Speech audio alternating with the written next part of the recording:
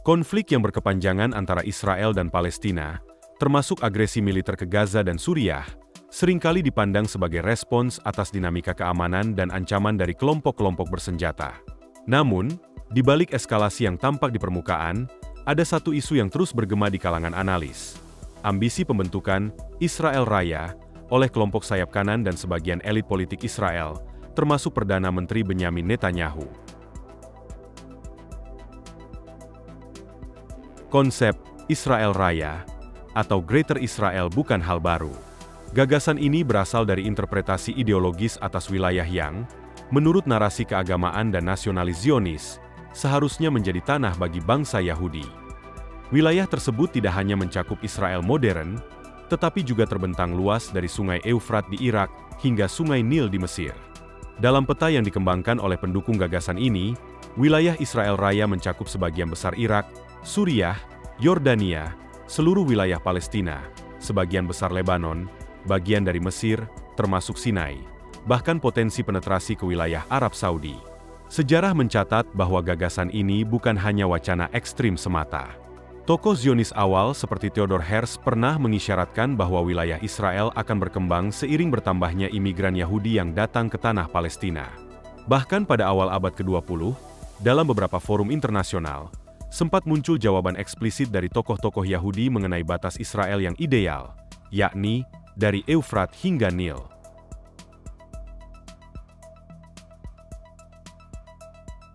Meskipun tidak pernah secara resmi menyatakan dukungan terhadap konsep Israel Raya, Amerika Serikat tetap menjadi sekutu utama Israel. Di masa pemerintahan Donald Trump, hubungan kedua negara berada pada puncaknya. Pemindahan kedutaan besar AS ke Yerusalem, pengakuan atas kedaulatan Israel atas dataran tinggi Golan, serta normalisasi hubungan Israel dengan beberapa negara Arab melalui kesepakatan Abraham, semuanya menunjukkan kecenderungan politik luar negeri AS yang memfasilitasi penguatan posisi Israel secara strategis. Trump memang tidak pernah menyebut Israel Raya dalam pidato-pidatonya. Namun langkah-langkahnya banyak menguntungkan kelompok-kelompok di Israel yang menginginkan ekspansi wilayah. Ini memberi angin segar kepada kelompok sayap kanan Israel, bahwa impian geopolitik mereka bukan hal mustahil untuk diwujudkan, setidaknya secara bertahap. Ambisi Netanyahu terhadap perluasan pengaruh dan kekuasaan Israel tidak dapat dilepaskan dari dinamika politik domestik. Koalisi pemerintahan yang ia pimpin dalam beberapa periode terakhir sangat rapuh. Di Knesset, parlemen Israel, mayoritas hanya berselisih 1 atau 2 kursi dari oposisi. Baru-baru ini, 2 partai kecil dari koalisi sayap kanan memutuskan menarik dukungan mereka. Hal ini menjadikan koalisi Netanyahu menjadi minoritas, yang secara teknis menyulitkan pemerintah dalam mengambil keputusan besar seperti pengesahan anggaran, kebijakan militer, atau pengiriman pasukan. Dalam konteks seperti itu, agresi militer dan peningkatan retorika nasionalis sering dijadikan alat untuk membangkitkan dukungan publik, mengalihkan isu politik dalam negeri, dan memperkuat posisi pemimpin di mata pendukungnya. Situasi inilah yang memicu kekhawatiran bahwa Netanyahu mungkin akan mengambil langkah-langkah agresif dalam waktu dekat sebagai bentuk war legacy atau pencapaian politik besar di masa jabatannya. Jika skenario pembentukan Israel Raya benar-benar diwujudkan, dampaknya terhadap stabilitas kawasan tidak dapat dibayangkan.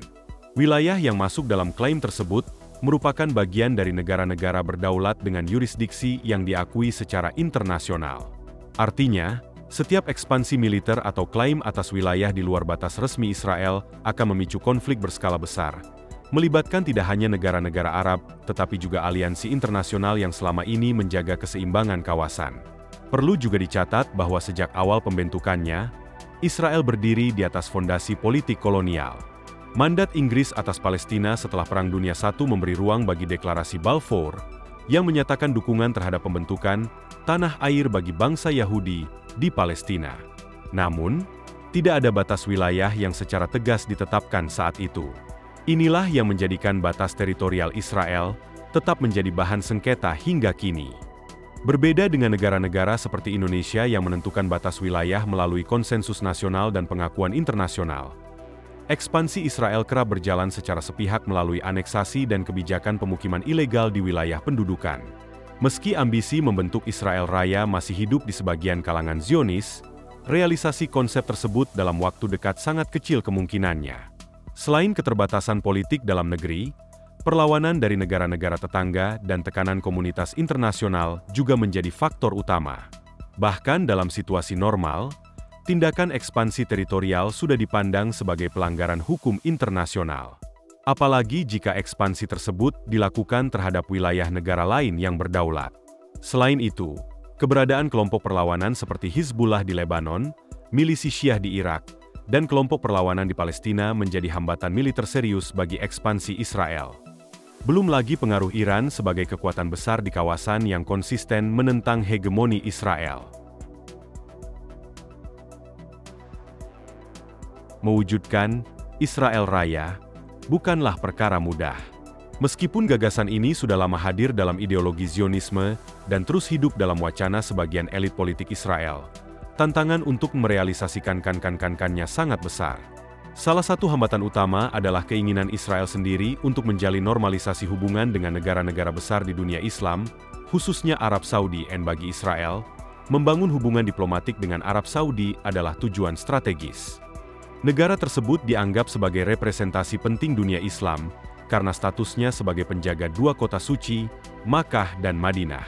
Namun, gagasan Israel Raya yang mencakup wilayah-wilayah seperti Neom, kawasan futuristik yang sedang dikembangkan oleh Arab Saudi, otomatis akan menimbulkan ketegangan.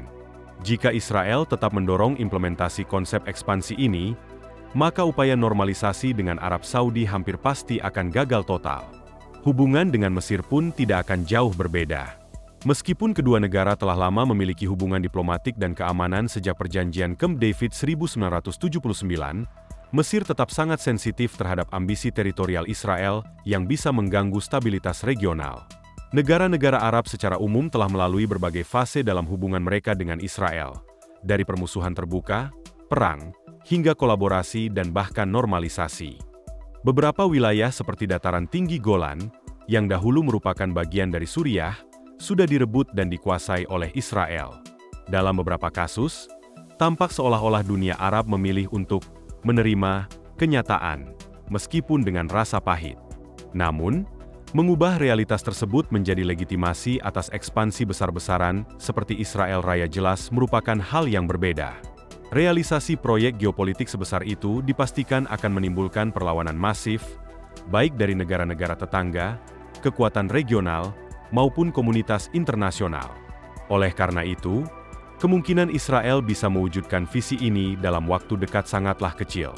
Salah satu faktor penting yang juga mempersulit ambisi Israel Raya adalah kondisi politik dalam negeri Israel sendiri. Perdana Menteri Benyamin Netanyahu saat ini berada dalam posisi politik yang sangat rapuh. Dukungan terhadap pemerintahannya terus menurun. Bahkan dua partai kecil dari koalisi sayap kanan telah menarik diri dari pemerintahan. Koalisi yang sebelumnya hanya unggul tipis kini berubah menjadi minoritas di parlemen.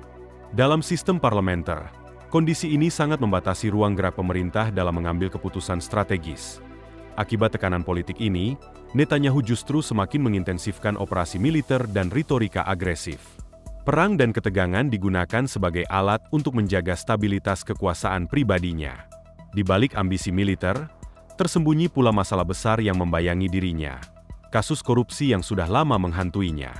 Banyak kalangan menilai bahwa selama perang berlangsung, proses hukum terhadap dirinya bisa tertunda atau bahkan diabaikan. Maka tak heran, Netanyahu justru terdorong untuk terus mempertahankan eskalasi militer demi kelangsungan politiknya sendiri.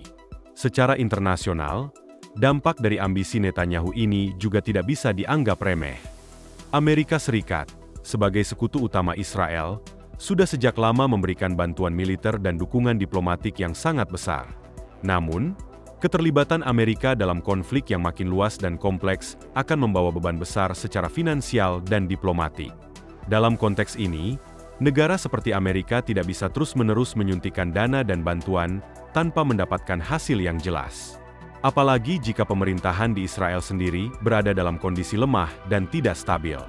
Dari perspektif ekonomi global, ketegangan yang terus meningkat di Timur Tengah akan memengaruhi pasar energi, perdagangan, dan harga komoditas.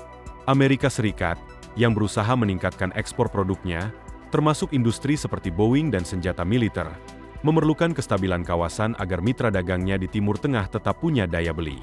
Ketika konflik tak kunjung usai, beban ekonomi bisa berpindah ke rakyat, baik di Amerika maupun di negara-negara sekutunya. Di sisi lain, masyarakat Israel sendiri menunjukkan respons yang tidak sepenuhnya mendukung kelanjutan konflik. Survei menunjukkan bahwa warga Israel banyak yang menilai bahwa tujuan dari perang, seperti pembebasan sandera yang ditahan Hamas, belum tercapai. Ini mencerminkan bahwa ada keinginan dari masyarakat agar konflik segera berakhir dengan hasil nyata, bukan perang tanpa ujung. Namun sayangnya, pemerintahan Netanyahu seakan menutup ruang diplomasi. Alih-alih fokus pada penyelesaian damai, yang terjadi justru adalah kelanjutan agresi ke Gaza, serangan udara ke Suriah, dan berbagai upaya militer yang dibungkus dengan alasan keamanan nasional.